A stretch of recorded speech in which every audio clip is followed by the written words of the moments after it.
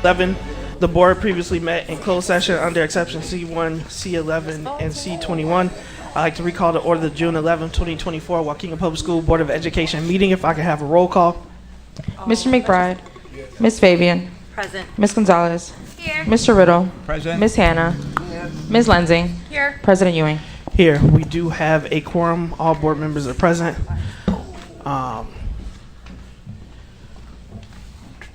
With that, I'd like to a motion to resume open session. So moved. Motion by Mr. Riddle, second by Ms. Lansing. All in favor signify with aye. Aye. Any opposed? We are now in open session. Mr. Alexakis, if you'd be kind enough to lead us in the Pledge of Allegiance. No, you're fine.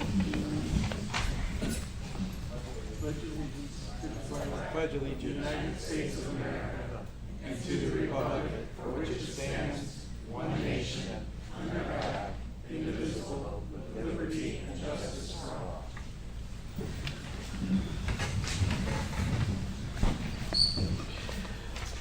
all. Our student board member, is he still participating by phone?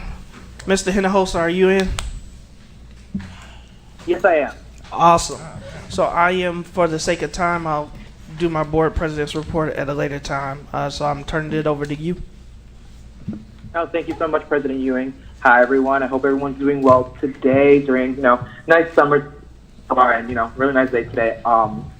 This is the second time that I'm doing my student member report and, attending a board meeting through the telecom system, as I am in Springfield right now with the Illinois State Board of Education to basically recreate and reimagine our policy definitions and performance level descriptors for state standards for testing, and being able to bring stakeholders across the state, teachers, principals, students themselves, and being able myself to represent Waukegan and the State Board of Education Student Advisory Council. But that's pretty much what I have so far. I will do a bigger unboxing review of what I've done today at the next board meeting, that I will reserve the balance of my time for the LGBTQ conversation. Thank you, Mr. Hinojosa. First up is our item 7, special recognitions and presentations. We have spotlight on 60.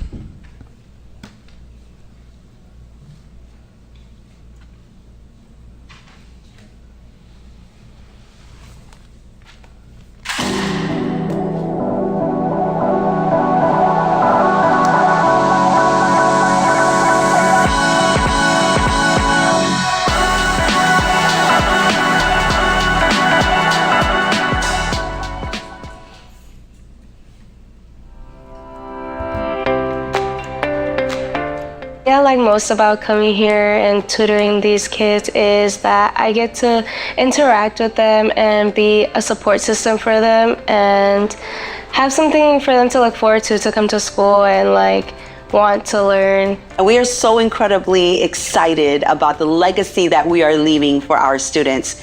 See, last year we explored, Ms. Quiñones Nelson and I, over from Oakdale Elementary. She came with an excellent idea. Why don't we have our Brookside students tutor our little students, our elementary students? And we went with it. Thankfully, Ms. Rodriguez met with me and we discussed the opportunities of our tutors and our students here that are being tutored, and we made it happen. And so what we've done is we have had an opportunity to invite over 39th and 10th graders to tutor our students. And not only are they tutoring our students, but they are also expanding to North Elementary.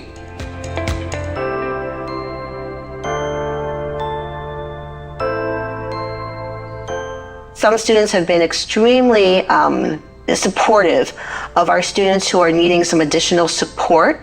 Our main focus is academics, but there are those opportunities where our tutors have been a great support system for our students, social, emotionally. Well, I get to help them with stuff that they usually have more trouble with. In this case, I worked with a child who has more special needs, and it was more difficult, but I like working with them because I get to communicate more with them one-on-one. This is our second year of implementation for Brookside Leadership Tutors, and we are so incredibly proud of the students that have stepped up to a call to lead. I think it's a good experience because it allows me to prepare them for middle school and high school because I didn't have that when I was in elementary school.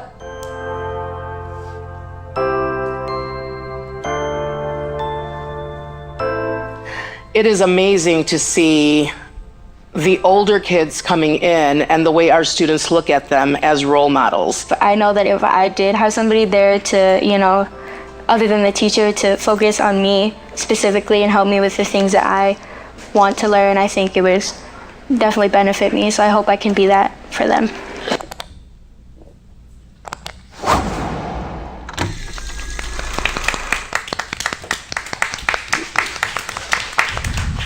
Shout out to all of those involved with that initiative. I know the students really do like it. And then when we talk about growing your own, giving our students these opportunities in order to have these experiences, you talked about the young lady talked about working with a student, diverse learner student, and how that was more difficult, but she found joy in it. A lot of times these opportunities of where our students get that spark, having these opportunities allows us to build our own and maybe inspire some individuals to go into education. So thank you to all of those who have helped coordinate this initiative.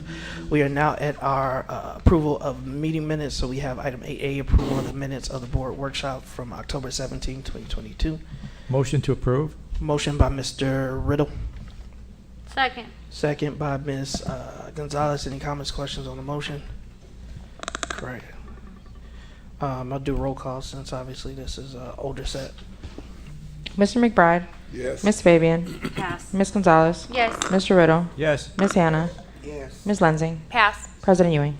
Yes, item approved, motion carries. And now we have item 8B, closed session minute approval. If you read the recommended Motion to action. approve. It is recommended that the Board of Education approve the closed session minutes dated February 13, 2024 and May 21st, 2024, previously reviewed in closed session. Motion to approve. Motion by Mr. Riddle, Second. second by Ms. Gonzalez. Any comments or questions on the motion? All in favor signify with aye. Aye. Any opposed, nay. Minutes are approved. We're now at our opportunity for public comment. There's an opportunity for the public to address the Board of Education.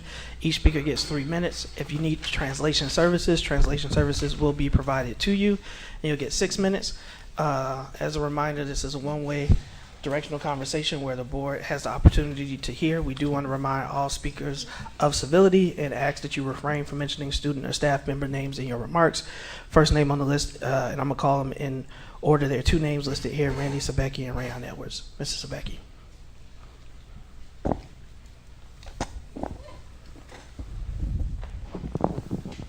Good evening, everyone. So there's a couple things I want to talk about tonight on the agenda, and this is no dig under the personnel for tonight. We're bringing on 7 administrators, and it's sad in the district. We talk about grow your own. You just said grow your own, but yet when these positions, top positions, open up, we're always bringing people in. What happened to grow your own?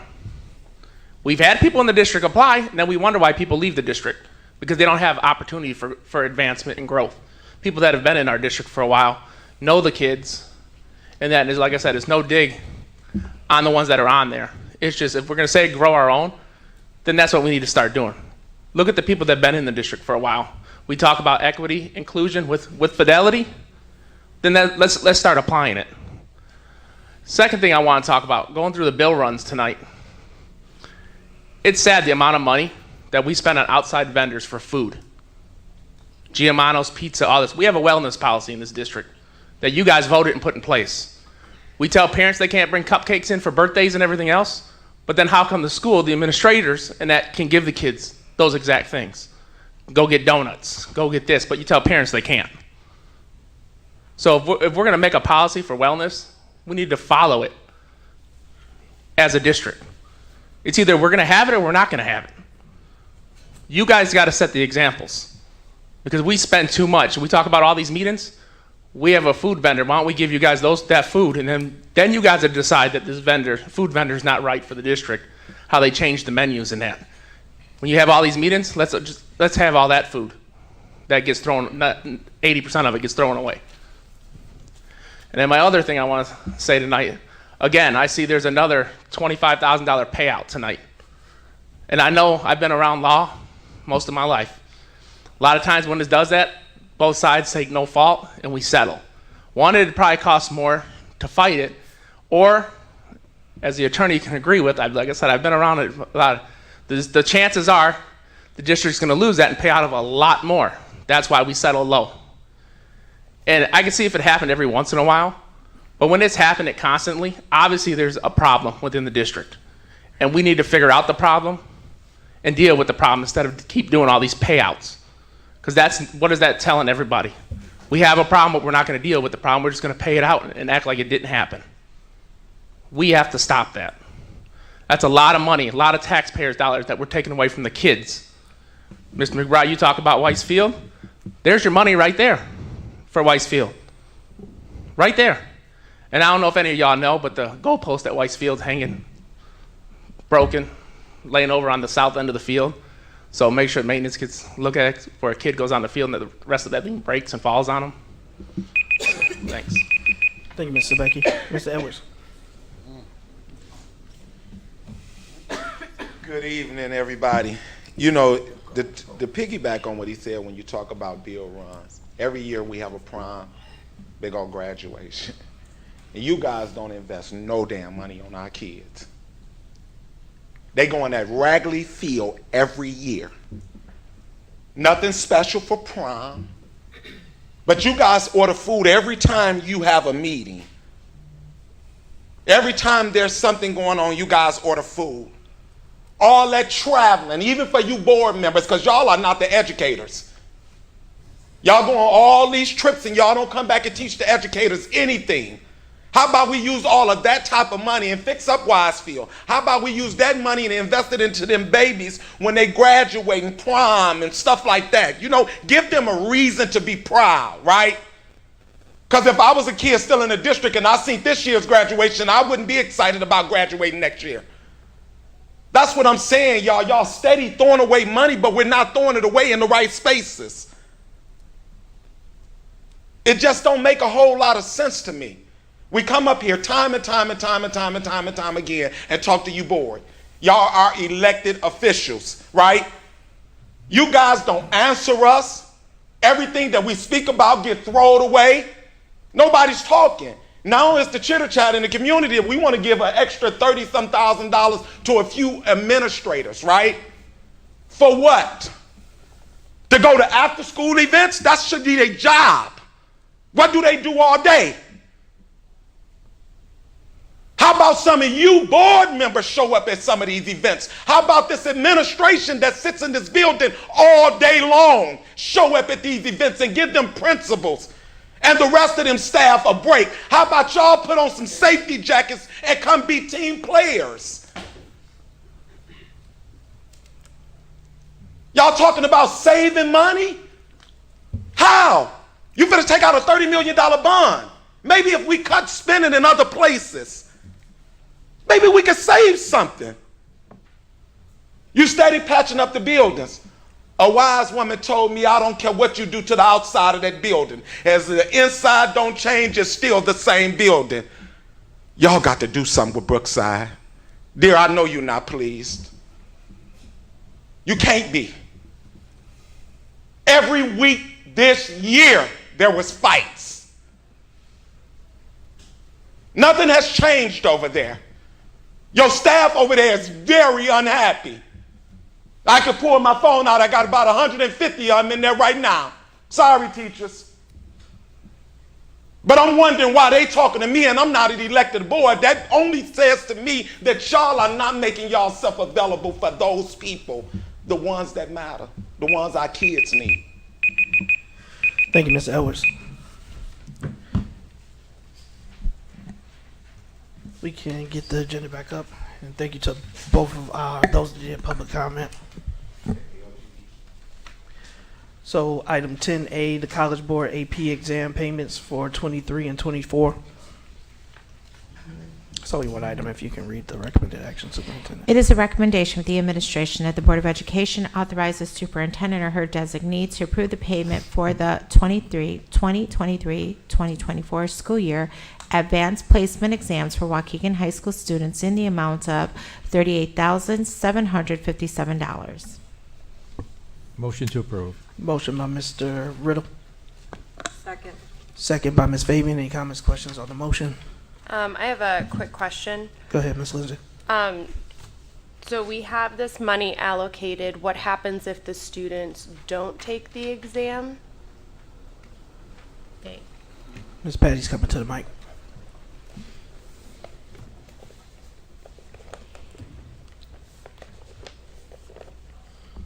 Good evening, Superintendent, Board of Education, community members, and colleagues.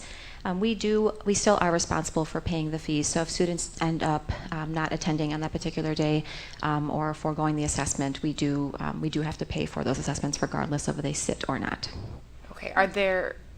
What structures do we have in place to encourage them to make sure that, barring any emergencies, that they are Sure. attending and applying themselves? Yeah, we did have we had 16 students this past year reschedule their exams. We do work with them to reschedule. There is sometimes fees that go associated with rescheduling those because of the testing security measures and the proctors and things like that. But we do work with students in case they have, family emergencies or just life gets in the way kinds of things. We do work with our students to reschedule as much as possible. Okay. And then do we know the percentage of students that are showing up and taking it, whether on the day or rescheduled? I don't have that data in front of me right this second, but I can follow up. Okay, thank you. Mm-hmm. Thank you. All right. There are no further questions. Roll call vote.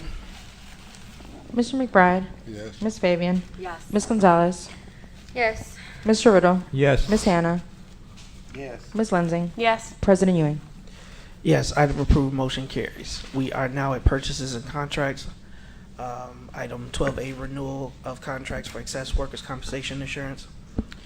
It is the recommendation that the Board of Education accept the recommendation and proposal from the Safety National for the district excess workers compensation insurance coverage for the 2024-2025 school year at a cost of $199,414 and authorize the superintendent to execute the required application and contracts.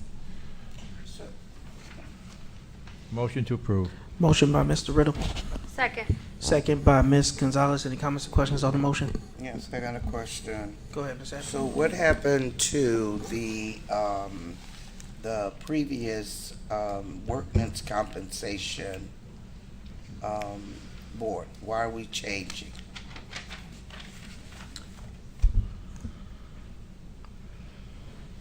Is there someone from HR, Mr. Figueroa?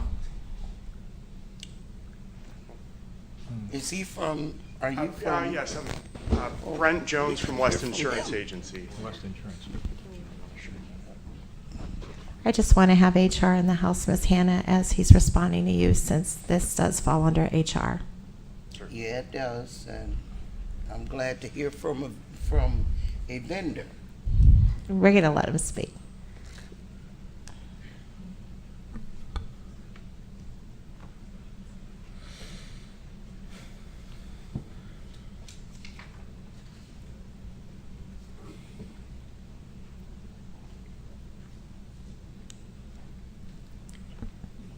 We have something that falls under benefits, so we'll go ahead and let you. Can you give me your first and last name? That was, and I thought that was it was under HR, but I thought Ms. Berry Yes, ma'am. is the person with that. Yes, it is, but Mr. Figueroa leads the department, so we'll ask him to come in. Okay, Yeah. and who?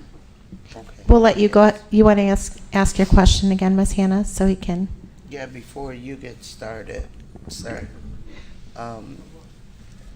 Mr. Figueroa, what happened to our previous workman's compensation provider? I believe that we are remaining with the same company and that there is no change. I want to excuse Ms. Berry. That's what I need to know.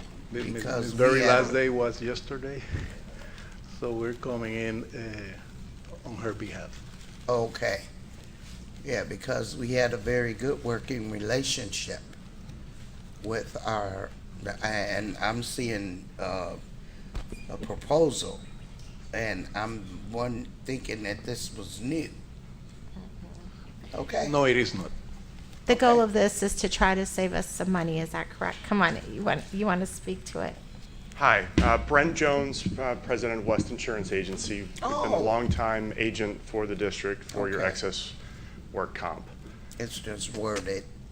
So the district runs its own work comp program, right? So at present, the district pays the first $550,000 of any claim. Right. Above that amount, you have $2 million of work comp excess liability. Right. So that's an insurance product. Each year we market that. We solicit competitive bids from various carriers. Safety National has long been the most competitive. They are the largest writer of excess work comp in the country. Okay. And are we a part of the conglomerate or not anymore? You have a third-party administrator that works to help manage intake of injuries and manage the claims and the costs associated with that. And only when you exceed the self-insured retention, or think of it like your deductible, right, only when you exceed that does the excess liability insurer start to pay. And the 500,000 you said? 550,000 is your current deductible, yes. That's the deductible, but that's annually, or it's not per claim? It is per claim, yes. Oh, wow. The alternative would be a several $1 million a year work comp policy. Having a third-party administrator affords the district an opportunity for efficiency and having more control over the process than if it was a larger insurance company. I'm sorry, can you help me understand how we have more control over the process, just for my background knowledge? Certainly, it's your third-party administrator or effectively your service provider. So you can have more input and get more information rather than a Main Street smaller employer who goes to, let's say, the Hartford and has a work comp policy. In those instances, the employee gets injured, the claim is filed, and the employer doesn't have much input or as much insight. So it's a more collaborative process, this route? Indeed. Perfect, thank you. Indeed, well said. Board President. Mr. Riddle. Could you help me explain, or maybe explain to us why it looks like it's based on our estimated payroll of 157 million, which was a 6.4% increase, but this premium went up 12%. Why did that happen? Yes. Your experience modification factor also increased 12 points from 1.33 to 1.45. Okay. Your experience mod is a numerical reflection of your claims experience. Right. So the combination of the increased payroll and the increased experience mod comprises the entirety of the increase. And the option 1 or option 2 that you had, the optional quote, that would have raised our self-insured retention to 650, and that was not advisable. I saw that the premium would go down 1%. I'm not saying it's not advisable. We presented it as an option that would, taking an additional $100,000 self-insured retention or deductible per claim, would leave your renewal at actually a 1% decrease. And so all it would need to do is blow one claim, and you're not ahead. You'd have to have 5 years of no claims exceeding, right? Okay. To realize that savings. Okay. Yes, sir. Thank you. Thanks. Well said. Go ahead, Ms. Anna. Okay, and so I'm still reeling about the 550,000, okay, per claim. So if there is a claim that is that has been put in for $199,414, yes, right? Our portion, we'd have to pay $550,000 before that is paid? Any claim that is under that 550,000 amount is entirely self-funded by the district. Okay, so We would pay 100% of that amount in your scenario, Ms. Hannah. we are, okay. All right, thank you. Sir. Thank you. Awesome. So we have a motion second. If there are no further questions, roll call vote. Mr. McBride? Yes. Ms. Fabian? Yes. Ms. Gonzalez? Yes. Mr. Riddle? Yes. Ms. Hannah? Yes. Ms. Lensing? Yes. President Ewing? Yes, item approved. Motion carries. Thank you. Thank you. Thank We are you. at item 13A, personnel for 6/11/2024. It is the recommendation of the Board of Education accept the administration's recommendation to approve the appointments, retirements, retirement extension, and accept all resignations as found on schedules F1002, L949, and G660. Motion to approve. Motion by Mr. Riddle. Second. Second by Ms. Fabian. Any comments or questions on the motion? Roll call vote. Mr. McBride? Yes. Ms. Fabian? Yes. Ms. Gonzalez? Yes. Mr. Riddle? Yes. Ms. Hannah? Pass. Ms. Lensing? Yes, with the considerations I made in closed session. President Ewing? Yes, item approved. Motion carries. We do have some administrative appointments we'd like to highlight at this time. At this time, I'd like to introduce Mr. Benjamin Nedich, who previously served as a Dean of Students at Deer Path Middle School. He will now serve as the new Assistant Principal at our new IB Whittier Elementary with a starting salary of $74,500. Congratulations, Mr. Nedich.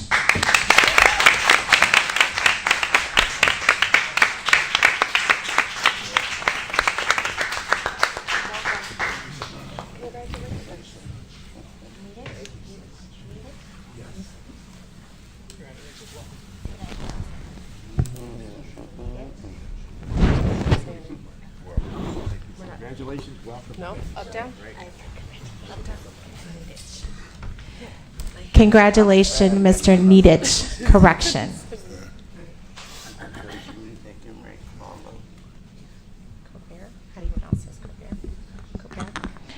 At this time, I'd like to introduce Miss Mary E. Copair, who previously served as an instructional coach at Learn Charter School. She will now serve as the academic chair for English at the Washington campus with a starting salary of $90,000.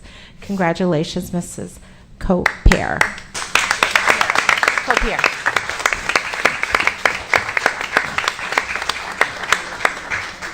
Congratulations. Thank you.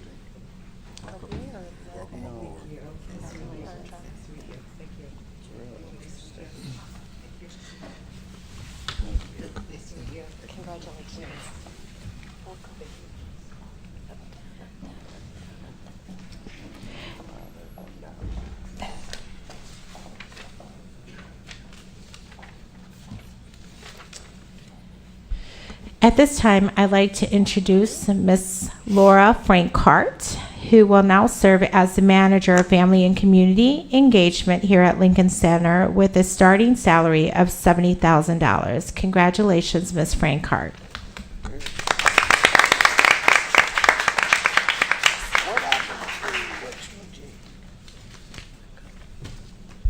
Our next appointee is Miss Rolanda Price, who will serve as, give me 1 minute, who was previously a principal in Kenosha Unified School District. She will now serve as the coordinator of social work here at Lincoln Center and serving the district with a starting salary of $109,000. Congratulations, Ms. Price.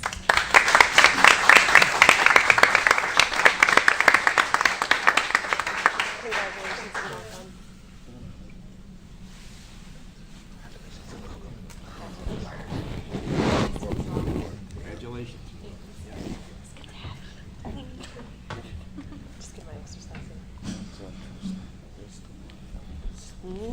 Our next appointment will be Dr. Jacqueline Minoni, who previously served as a principal in Chicago Public Schools. She will now serve as the Area 1 Superintendent of Schools and Support here at Lincoln Center, servicing the district at a starting salary of $157,500. Congratulations, Ms. Minoni.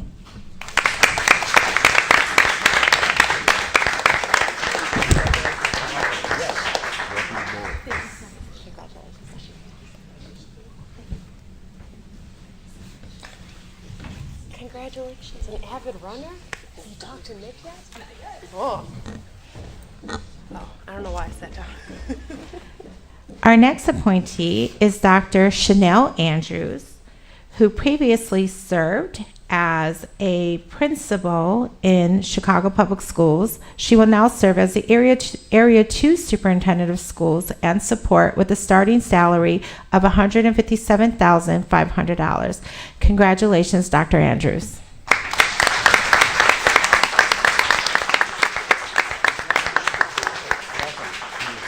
You're up on Chicago, huh? Congratulations. How are you?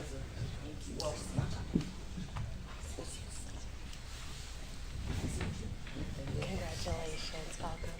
It's the same.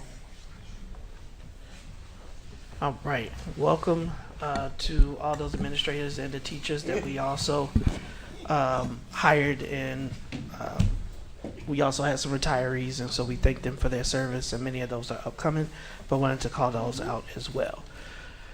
We now have item 13B, appeal of uniform grievance complaint case. Number is listed under Board Policy 2110.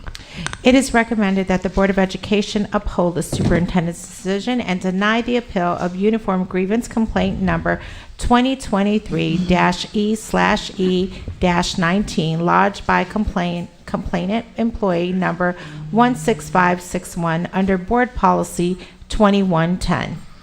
Motion to approve. Second. Motion by Mr. Riddle, second by Ms. Gonzalez. Any comments or questions on the motion? Roll call. Mr. McBride? Yes. Ms. Fabian? Yes. Ms. Gonzalez? Yes. Mr. Riddle? Yes. Ms. Hannah?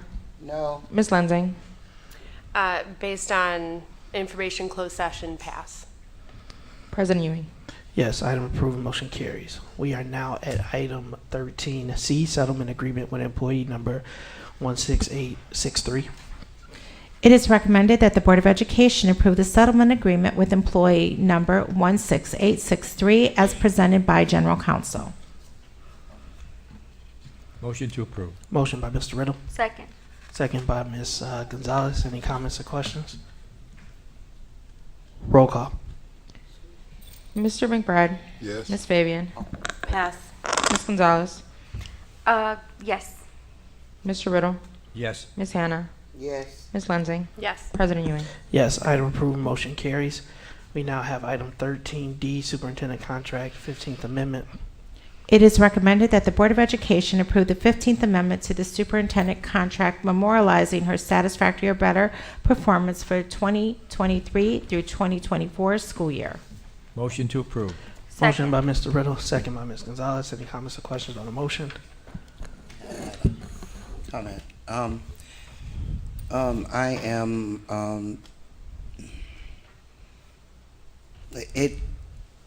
this is very, challenging for me, but, the role of a superintendent is very broad, because we are a unit school district, and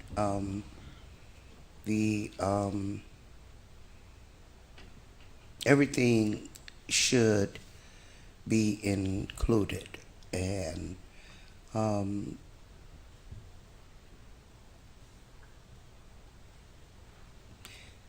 so I will vote my conscience. Thank you, Ms. Hannah. And just as a reminder to the public and the Board of Education, this is just the board votes in the affirmative. This is just acknowledging what already occurred, which was that the evaluation was done and what the overall score of that evaluation was. So this is a routine process that we do each year. And that is what this action is. It's written there, the recommended action. It's just memorializing what already happened, including the dates and adding it to the overall contract. There are no further questions or comments. Roll call. Mr. McBride? Yes. Ms. Fabian?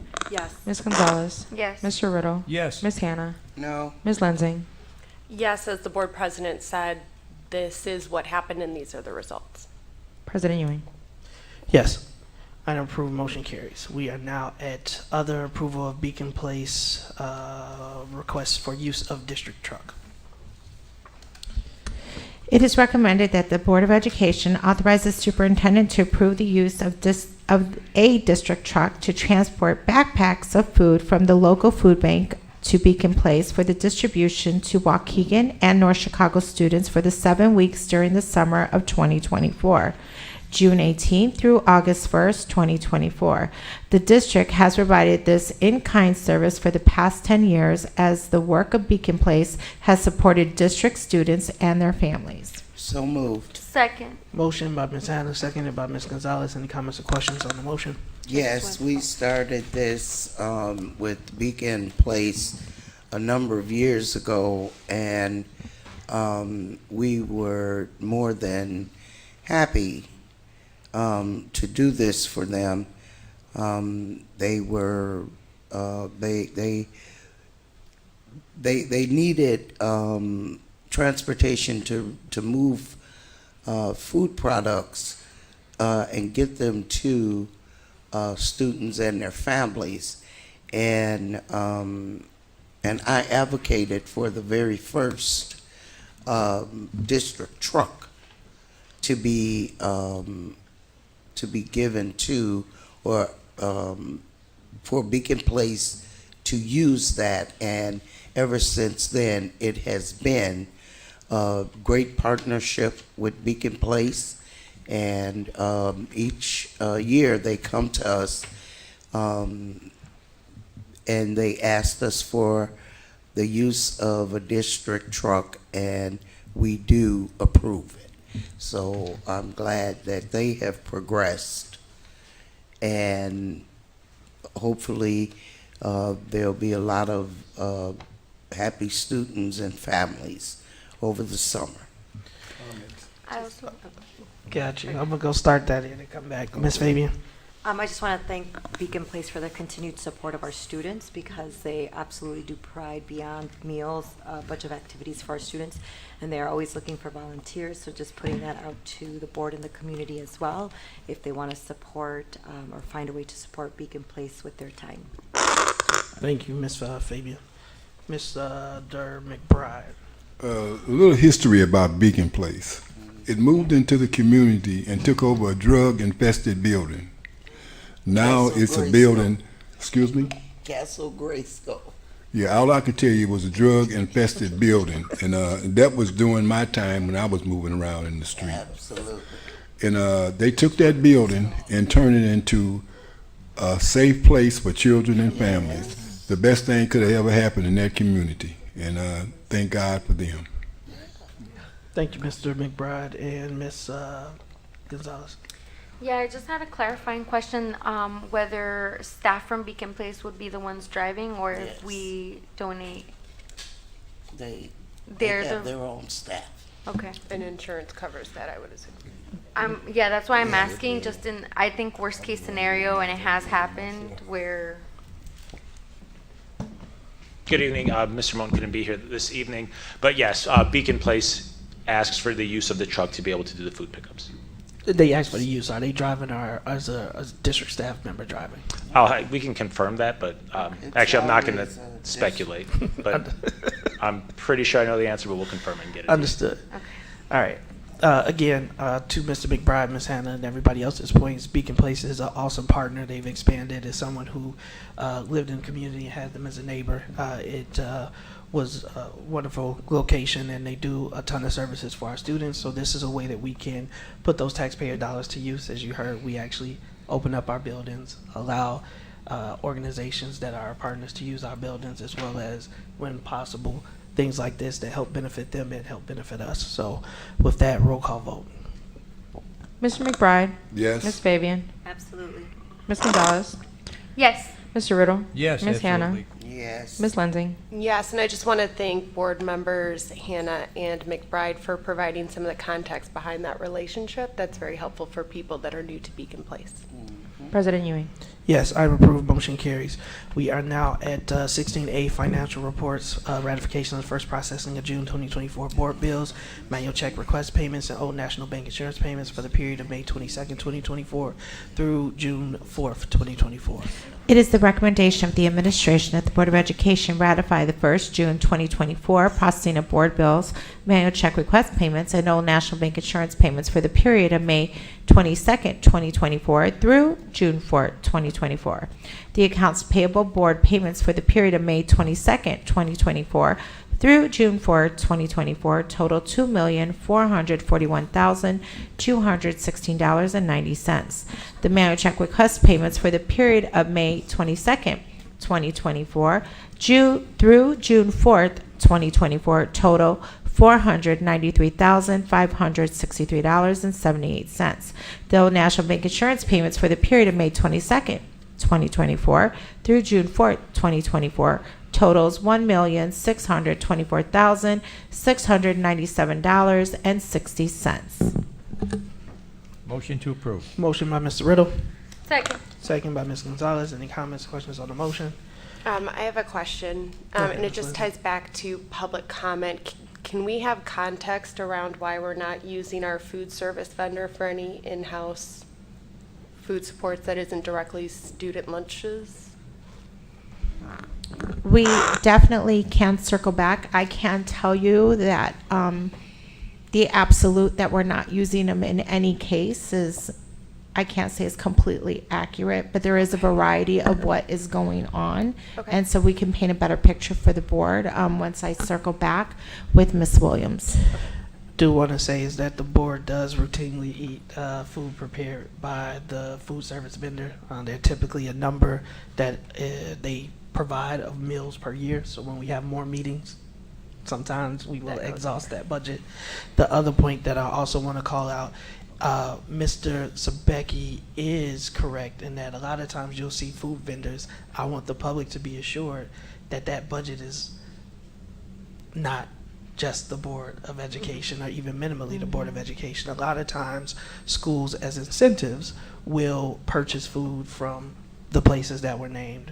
But what we do and where I find validity is we do have a policy, right? And we talk about that all the time related to the healthy initiative. So I know Ms. Hannah and Mr. Riddle, right, were a part of drafting that healthy foods policy, and it was adopted by the Board of Education.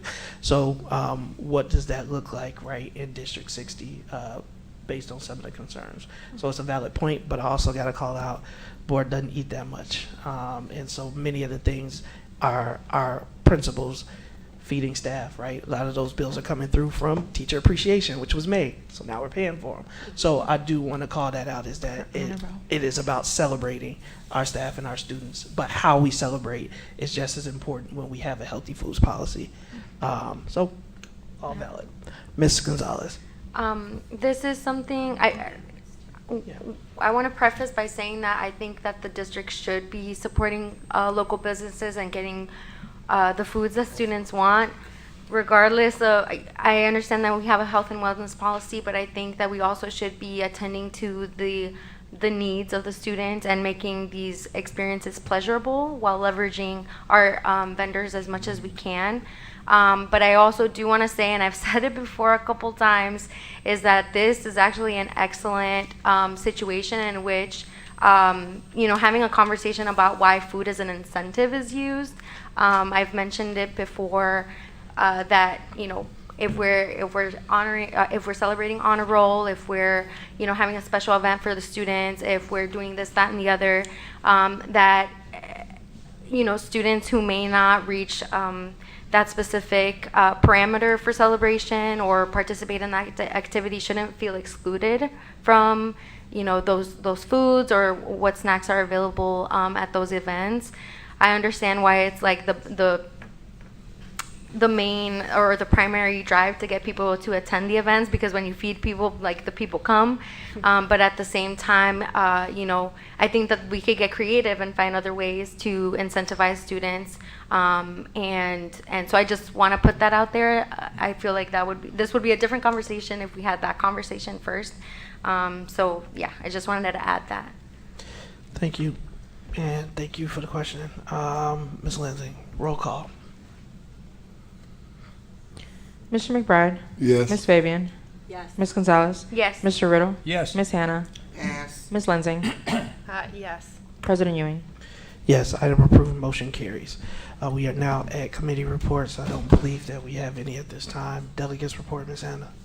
Not at this time. Superintendent's report. Yes, good evening, Board of Education, community members, colleagues, parents, students, staff, etc. At this time, I'd like to call Ms. Ambrosio. Over a year ago, we started to talk about our Black Male Initiative and how our Black males' failures were higher than any other student group within our district, and that's a trend that we see nationally on how we are servicing our African American males in our nation. However, as we had that conversation at that time, I said our second student group that we're really going to have to keep an eye on and ensure that we have supports is our newcomer population. And so tonight what we're going to see is the data of trends of newcomers that are joining our district, and what that looks like over time, and the supports that we are utilizing in this area to ensure that they are successful within our district. This is the beginning of a very in-depth conversation and strategy that the Board of Education and the district as a whole is going to have to strategize around on how we support these students to be successful within our community, but the school district as a whole. So on that note, Ms. Ambrosio, I'll turn it over to you.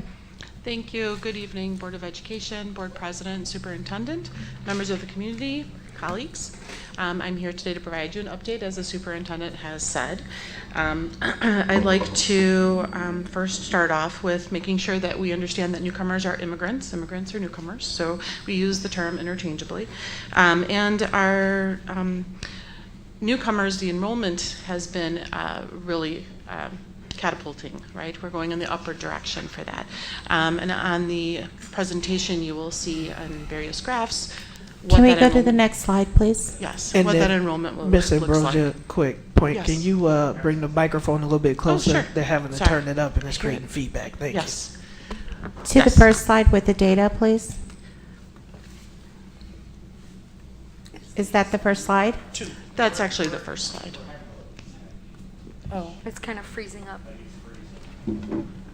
There. Okay, we'll go to the second slide right there. Okay. So actually, Mr. Christensen's prepared all of these reports, so I am just sharing the information that he prepared on the reports. So what you see on this graph in particular is over the last decade, the trend going upwards of the amount of students that are qualifying as immigrants coming into our district. So you can see that from the 22-23 school year to the 23-24 school year, the increased amount that we've had. Is that what the grant is called? Immigrant grant? So I wanted to just really, can you back it up just one slide, please, if you can? Just wanted to clarify. So the state provides a grant every year, and they look at what our numbers are.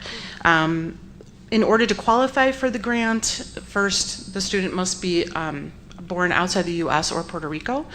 And second, it's between 0 and 3 years. So if they fall within those two categories, then they're looked at as part of qualifying for the grant for immigrants. The grant that's awarded is if we have 50 students or 3%, whichever is less, over the average amount of immigrant students reported in the previous 2 years. So for instance, this year we were awarded the grant. Last year we were not awarded the grant. So it all depends on the number and the influx of students that we get. Last year we were not awarded that grant? No, last year we were not awarded that grant. Wow. I This have is the a very hard time believing that that was accurate. Yes. I have a very hard time believing that. It is what the state has, yes. The grant that we were awarded was $110,000. That is the amount of the immigrant grant that we got this year. So is that within the Title III fund? It is a sub-grant of Title III, yes, ma'am. Just so that we're clear that the 150. Yes, it is part of the grant. For the newcomers. Just for the newcomers, just for the immigrants. So I just want to clarify, because not all immigrants are newcomers. So for the purposes of this grant, we're looking at the newcomer immigrants. So all newcomers are immigrants, but not all immigrants are newcomers. The students that qualify for this grant are the students that are between 0 and 3 years in the country, yes. I think you might be thinking of the newcomer program. Right. Yes, But that's for this different. grant, it's the same. Right, it is just for our immigrants that are 0 to 3 years, yes. You can go to the next slide, next one. Okay, so this slide And I'm is, sorry, this is going to be the last question because we don't want to interrupt our speakers, but it's important because we can be off for the rest of the presentation. Okay. So 0 to 3 years in country. In the country. Right. So meaning they can be in the 5th grade, but as long as it's been 3 years, then they would fit into that category. yes. If they're Right, coming and in that's as a why I fifth wanted grader. that clarification, because like we're saying, and so they can be an immigrant but have graduated or moved out of being a part of this grant, right? Oh, to- yeah, they could be in high school. It's when Correct, they came in. where they came in and going 0 to 3. Yep. They're recently arrived. They can't be descendant or immigrant students that have been in the district or in the country for like 5 to 10 years. No, Yeah. it can only be recently arrived. 0 to 3 years is what qualifies for the Recently immigrant arrived. grant. Yes. So I have a question. Yes. So Ms. Ambrosio, the newcomers, right? I understand the legal Yes. 0 to 3, Mhm. right? I got that. How many of the 1423 newcomers are recent? This year? First year. Yes. How many of that? And so the quick. 14, I was asking. I know it's 492, Miss Hannah. I already did the math for you so that we Okay, can get back so- on That's track. the first graph.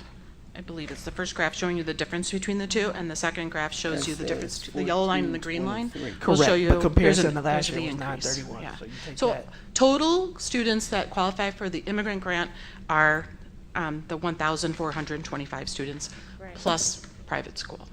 Okay, and so what I'm asking, I get that. So you're 0 to 3 years, right? We already had some in the district. Yes. Right? Yes. And that's what I'm asking. Excluding the ones that we had in the district, how many more are coming in? Yeah, so if you look at the second graph, if you can pull that one up with the colored lines, you'll see the number of immigrants that we have by the end of April. So I believe it's 492 was the number. 492 new. New. Mhm.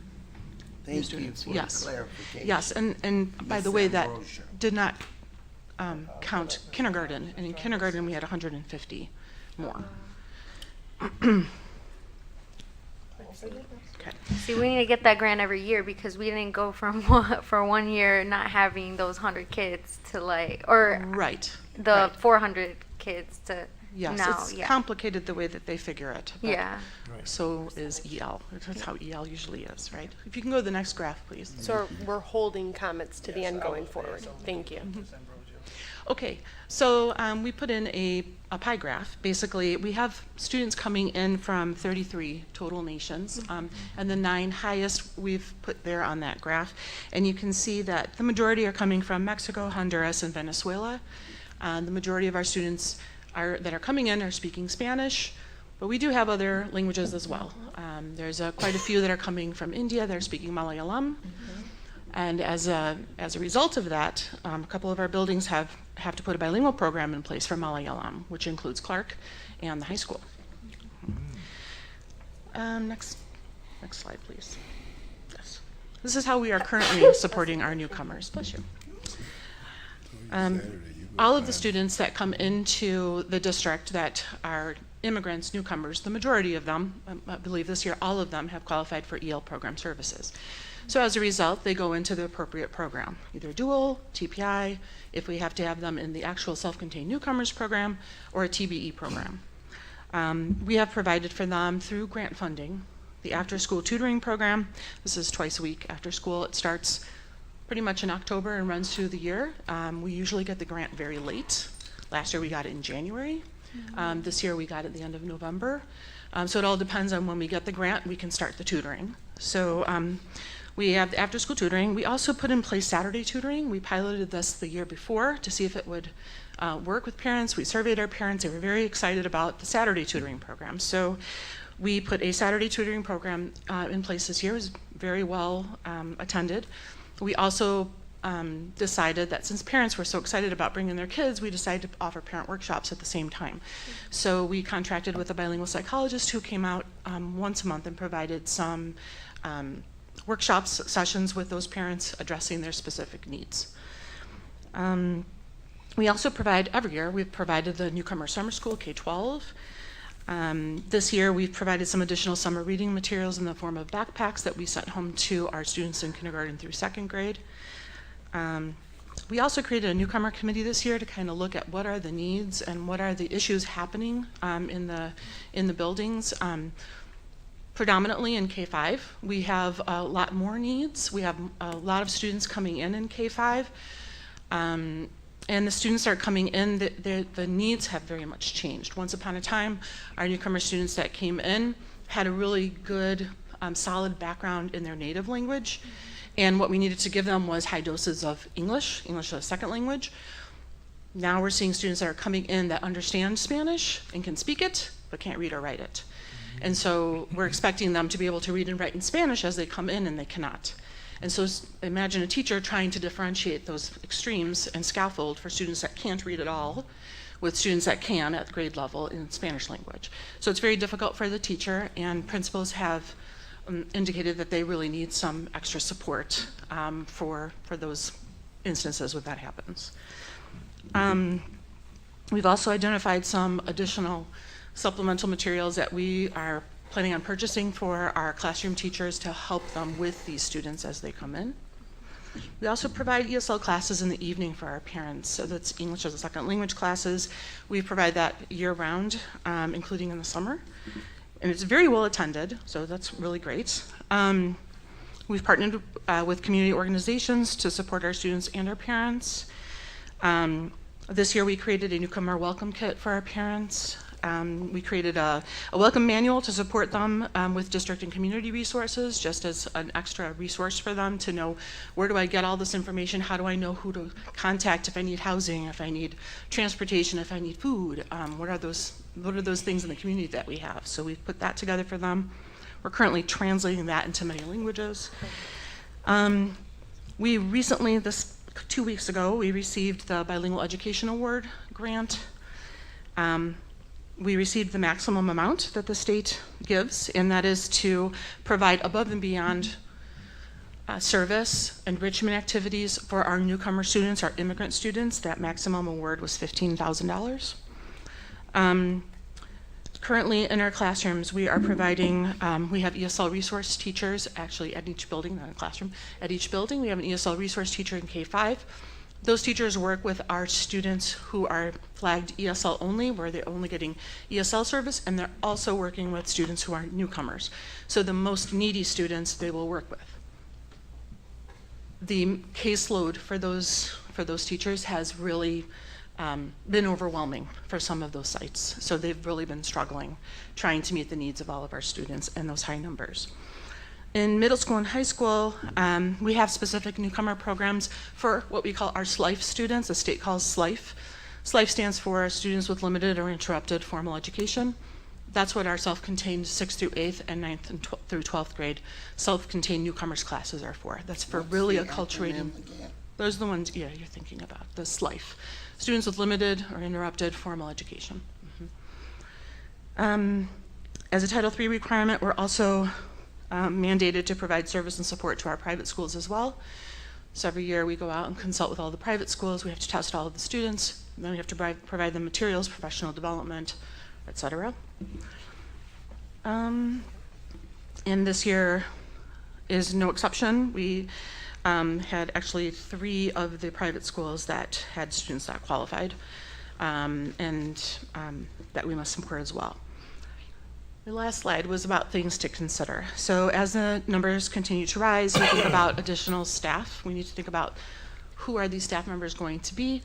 I have put as a proposal in my budget for a newcomer counselor. We are dealing with a lot of traumas that these students are coming with, and we need supports to help those students.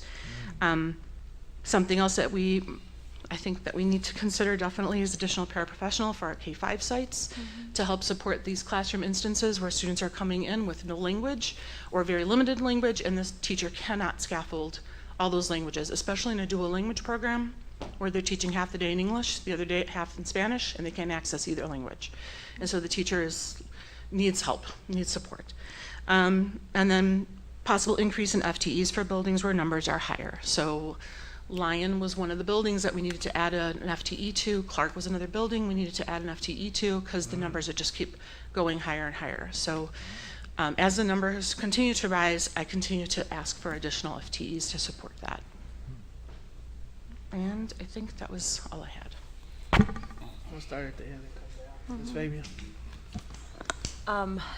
Other things to consider, just also looking at unaccompanied minors and what are we doing for that population of students, especially our unaccompanied minors that are at the high school level, looking at the dropout rates for them and how are we supporting their needs to ensure that they're coming to school and that if they do come with transcripts, that we're fairly evaluating those transcripts to give them proper credit, and if they are coming as newcomers, in this case newcomer meaning limited education or interrupted education, what are we doing to support them so that they're not so far behind and we're getting their credits up, so they can graduate on time. So that's one of the big pieces that I want to really look at as well, and I'll let the rest chime in. Ms. Lindsay. If I can just say something to that course. really quick. We do have family support managers, and we have family support managers assigned to almost all the middle schools. I don't have enough, but I did put a request in to add another at the middle school. But we have one at Brookside and one at Washington campus, and they are actually doing early warning intervention. They're following an early warning intervention system for ELs, where they are monitoring attendance, behavior, in grades, of course, and they're providing interventions for our students in the form of trying to get conversations going. Why aren't you coming to school? What's happening? I'm going to make a parent phone call. I'm going to do a home visit. So they're constantly working with all of our students, so that includes our immigrant students. Your unaccompanied minors. That I will focus on for sure. Yes. Thank you. Ms. Lindsay. I apologize. I do have a couple of questions. So I just want to take a few steps back because there's been concern voiced, and I completely understand where it's coming from. So the year that we did not get the grant was school year 2022-2023? It was, yes, 2022-2023. And the rationale behind why the state denied us? We did not make the 3%. So they want to see an increase of at least 3% over the average of the previous 2 years before that. Here's the kicker, if I may. Well, can I pause that? Because Yes. to me, that logic means you take 705 plus the 853. Thank you for getting to that chart. You add those, and just off the cuff rough, that's 800. So 3% from 800 is 24 students. So they pulled and 853 plus 24 is under the 931. So if you can help me understand what that math looks like, that would help me understand why we didn't get it. I believe that the issue is that they pull the numbers in October, and we typically see the trend in January to April. So we see the influx. If you see the trend of students that come in on that slide that shows the month, you'll see how it increases after December, the majority. So this year, they pulled it in October, and the number there was 275. And right now, we are at 475. So essentially, the state is not tapped into the trends of how this happens or how enrollment happens? Varies throughout the state. They have their formula Yeah. that they pull, it's And every they- October. They pull that from SIS, what our enrollment numbers are for newcomers. I'm thinking that they think that all of our students that are newcomers have now registered, and we won't have any others. You know, the reality is that we get them all year long. But my understanding is that for this next school year, again, it's going to be in October of 2024, they're going to pull our immigrant numbers. Okay, so, it's nothing with your department and what you're doing. I think it's just a numbers. flawed system, Yeah. right? And I understand it's complex, but, okay. Yes. Did you want to I add on just to want to that? add to that, this is a sub-grant, so Yeah. it's not that we're missing out, just to clarify, that we're not missing out on all Title III funds, and so we are able to provide supports in other ways throughout the other grants. The other issue is you're looking at a statewide system, so this trend may not be the same Every every district. And I don't know if are they calculating just the new ones that are coming in and that percentage? Because they're not calculating the 0 to 2 years that have been already here established, right? That still qualify for the third year.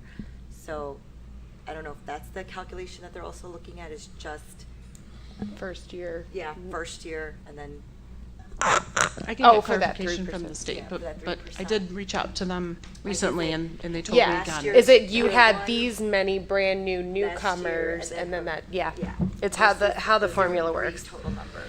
Yeah, I'm just, Yeah. state of Illinois, I'm not a fan of the formula, which I'm sure most of us are. And you can find those on isb.net as well. Yeah, and then just tying to that, because we're on the grant, because part of our grants go to support students that choose a charter school or a private school, this just flows into that, which is why, you know, you mentioned the 3 private school students. We also have to provide supports for them. That's just staying consistent with all of the policies. Yes, and it's not three private school students, it's 3 schools. 3 schools, my Yes, apologies. 3 schools. Okay, perfect. And then with the events, you said they were very well attended. Are they very well attended by the different national origins that they're coming from? That's a good question, yes. The majority are. I mean, we haven't surveyed them, but we could and just find out. I mean, I want to make sure that everyone's engaging, and if there's a certain population that's not engaging, if like we break it down and we can find a source to engage them, I think that would be beneficial. So that's just kind of where my brain goes. Our family support managers establish really good relationships with our Beautiful. parents, so they make sure they do a contact with Yeah. our parents, or call them up on the phone, send them an email, show up at their house, whatever they have to do to try to get our parents to come. Okay. And I do like sending additional supports. My only concern is, are they able to access those materials when they're at home? Like, what sort of supports can they get when they're using at home? Or are they just sitting on a shelf? Which we can't control that, but I'm just curious to know how we can maybe help that if it needs help.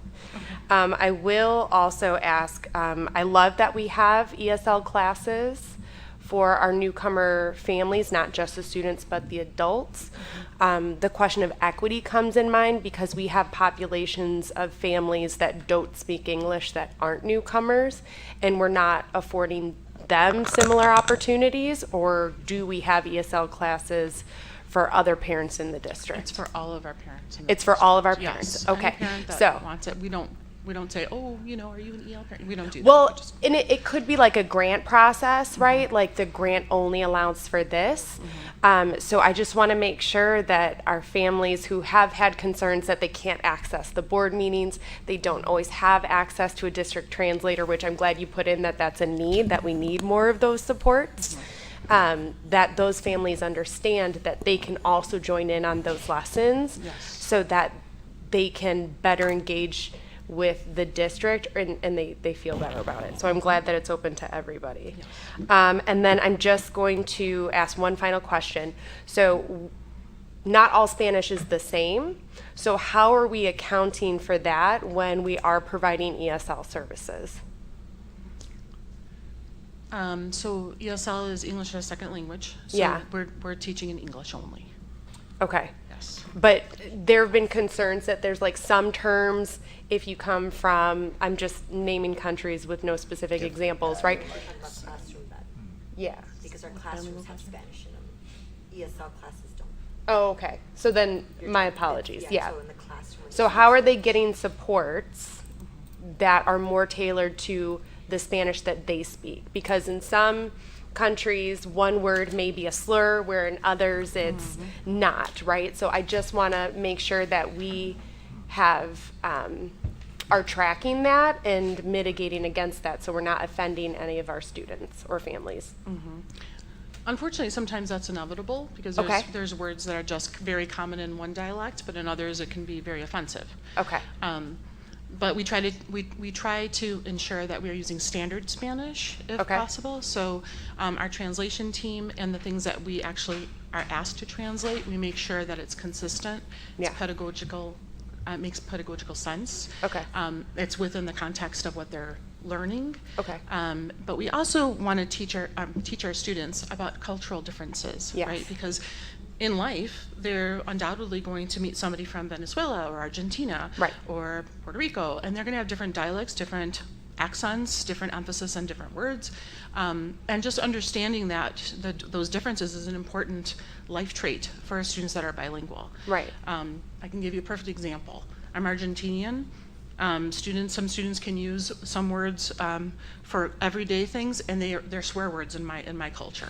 So it's a matter of educating and making sure that folks understand. So making sure that they know we use this word, and this means it for everybody. Teachers do that on a daily basis in their classrooms because we've got teachers from all over. So they also have their own vocabulary. So we try to make sure that the vocabulary that we use, the academic vocabulary that we use, is consistent across the classrooms. Okay, and then when we're engaging with families, we're hopefully priming the conversation to say, if I say something that is potentially offensive, please let me know, that's not my intent, etc. Yes, Because I would just hate for some of our initial interactions to have negative outcomes because of a miscommunication, is what it boils down to. Yes. So if we're attending to that, that makes me feel more comfortable. Thank you, Ms. Ambrosia. Sure. Ambrosio. Ms. Hannah. Okay, Ms. Ambrosia. Could go back to the all the activities. and Oh. All that. All the supports and right there. Okay. Okay, Ms. Ambrosia, I'm looking at how are we supporting newcomers, right? The first slide, please. No issue, okay? But I'm kind of feeling some kind of way, right? Because the 1,423 newcomers, right? Right? That's the total population, student population of African Americans in this school district. Page 6, Lee. If that many. Thank you. Okay? Yeah, I don't know. Okay. That's above the number of African Americans in the school district from pre-K to 12, right?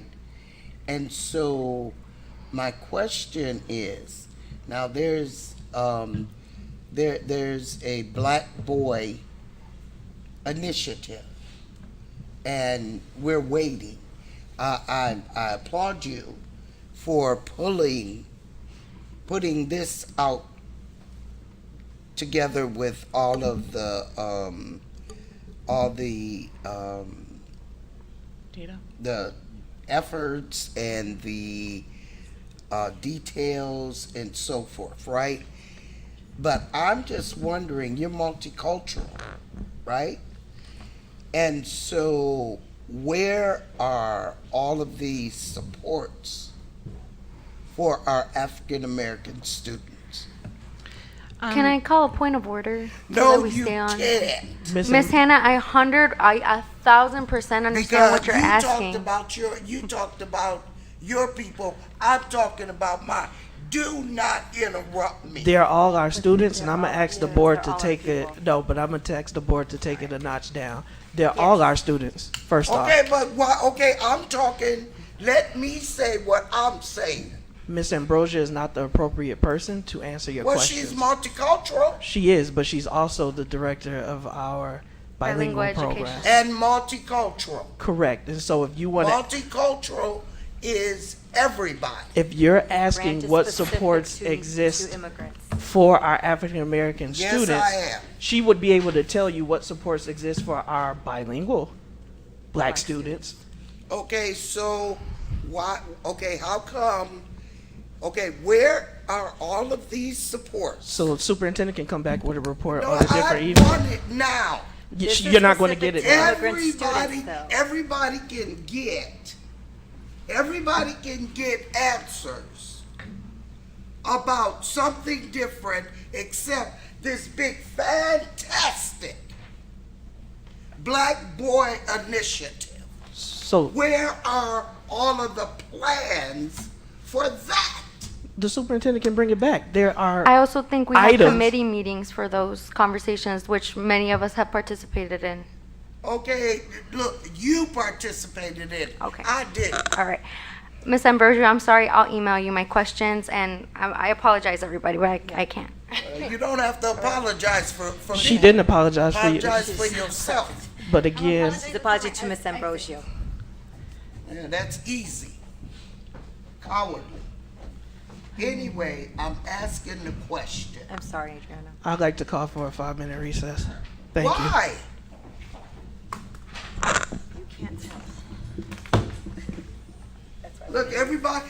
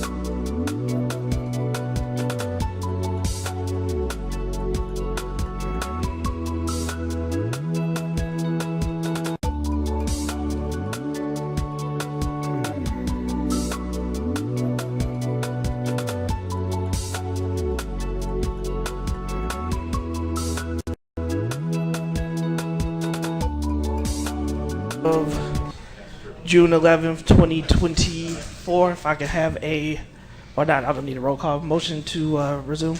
Moved. Motion by Ms. Lindsay. Second. Second by Mr. Riddle. All in favor signify with aye. Aye. Any opposed, nay. Our new attendance is as follows. Ms. Fabian is gone, Ms. Hannah is gone, and Ms. Lindsay is gone. So I'm here. Oh, I'm sorry, Ms. Lindsay. Ms. Gonzalez is gone. We do have a quorum, so I have a statement and an apology. So my statement is we understand that we want to provide services for every child in Waukegan Public Schools. Part of our equity conversation is to make sure that we are meeting each student group where they have needs. We have a Black Male Achievement Initiative, which will be reported on, and there has been work going on all year related to that topic. We had a specific agenda item which was related to our newcomers, which was of interest to many board members and was a requested topic, is because we hear some of the same concerns that were echoed at the podium. So the issue is not that we don't want to talk about our Black students. The issue is we will have a presentation to update the community on where we are with our Black Male Achievement Initiative. We also have an obligation as board members. I want to remind us of decorum. And it's always okay to be passionate and to care. I'm a father of 3 Black boys. I'm a Black man raised in Waukegan Public Schools. I understand the experience of our Black students. I even understand the passion. But I am a Black man who represents a school district that is 81% Latinx, and where we have 1,400 students who are identified as new to this country, and their needs are unique. And when we talk about our newcomers and those students, a lot of times we forget that that includes Black people too.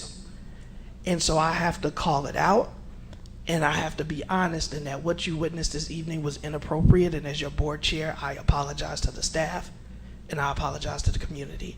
I will never stop advocating for Black students the same way that I advocate for every student that is in our charge. And so with that, Mr. Hinojosa, I do apologize because there was the LGBTQ proclamation discussion. This is our student board member who talked to staff members, not staff members, I'm sorry, but other students, and this was something that we wanted to see come forward in Pride Month. We now only have 4 out of 7 board members present, and I don't think that it is a respectful way to have a discussion and debate on such an important topic. I will say is that I plan on taking action at our next board meeting, so I would encourage Ms. Alajakis to send out the proclamation, and if you have any comments, questions, concerns as a board member, please get those to Kathy and myself. But we are prepared to take action, and we will make that the first item of discussion at our upcoming meeting, Mr. Hinojosa, and I appreciate your dedication and your time, and that while you're representing ISB and vocalizing those concerns for students, you still made time to bring forward this resolution, and you still made time to tune in tonight's meeting, and I wish that we would have provided a better example for you as the adults. Point of clarification. So will Mr. Hinojosa have an opportunity at the next board meeting to open it up and have the presentation before we take action on it? Yeah.